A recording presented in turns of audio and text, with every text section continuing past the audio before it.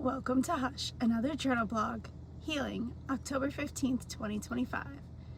The topic of healing has always intrigued me. Many forms of healing send people in every direction except to the core of where true healing lies. There are many truths in healing modalities, but they are only a catalyst for those who seek true healing. Let's take a common one, meditation. People meditate and never become better people. They sometimes become selfish or cold even. It's not because meditation can't work, but instead because it is only a tool, and if not used properly, it can be a catalyst for anything but healing. Let's look at an example. We use a hammer to build. We can build without a hammer, but a hammer is a useful tool. Although the goal may be to build, another may pick up that hammer and begin to destroy. They can hurt themselves with it, others, or any material object. I believe it is the same for the tools we use to heal. A building is built by taking material and putting it together, and healing happens when we face ourselves, when we can look at every situation in our life and see our part.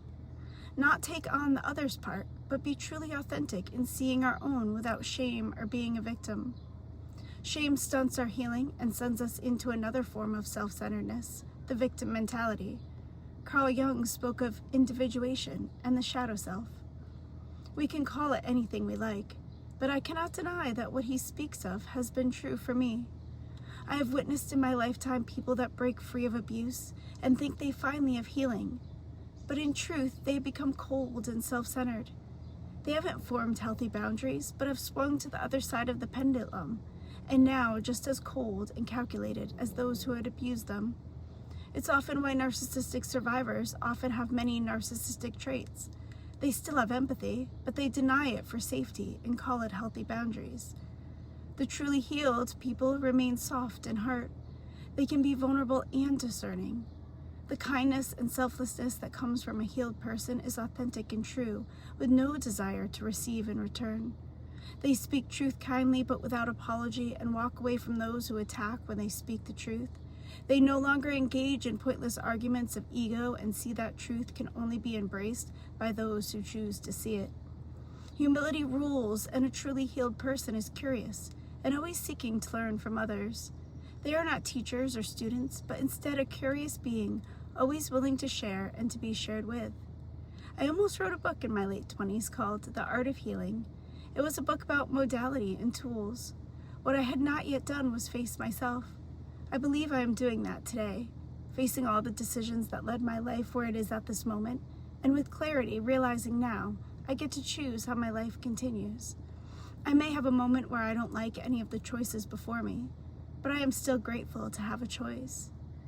The biggest thing I am learning today is to trust myself. Trust that I can make good decisions, and that no matter what choice I make, there are always more choices I can make in the next moment. Having to make decisions has always come with a lot of confusion and mental pain for me, never trusting I could find the clarity to make the right choice. Maybe there are no right or wrong choices, or good or bad things. Maybe there are just perceptions and opportunities to learn and do better in the next moment. Through the tragedy and trauma of the last 6 months of this life for me, I have once again come to the conclusion that I am not alone. There is something beyond what my eyes can see supporting me. Call it what you will, but I know that it is there, and I am beyond grateful. Until next time, Jill.